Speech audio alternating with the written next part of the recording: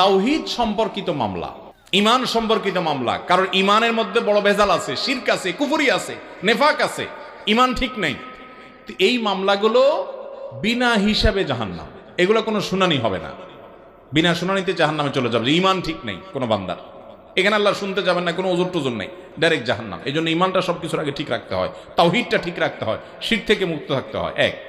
2 নম্বর মামলা হলো আল্লাহবাদী মামলা। আল্লাহবাদী মামলা বলতে বুঝাতে চাচ্ছি যে আল্লাহর হক নষ্ট করেছেন সেই মামলা।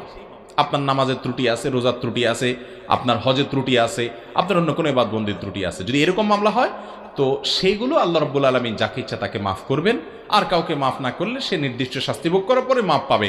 বাকি এটা আল্লাহর নিজের উপরে নিজের কাছে রেখেছেন যে চাইলে আল্লাহ তাআলা বান্দাকে মাফও করে দেবেন। ঠিক আছে, তোমার অনেক ত্রুটি আছে, আমি সবগুলা মাফ করে যেগুলো ভালো আছে সেগুলো ভিত্তিতে আমি তোমাকে ক্ষমা করে নাজাত দিলাম, মুক্ত ঘোষণা করলাম, জান্নাত দিলাম, আল্লাহ দিতে পারেন।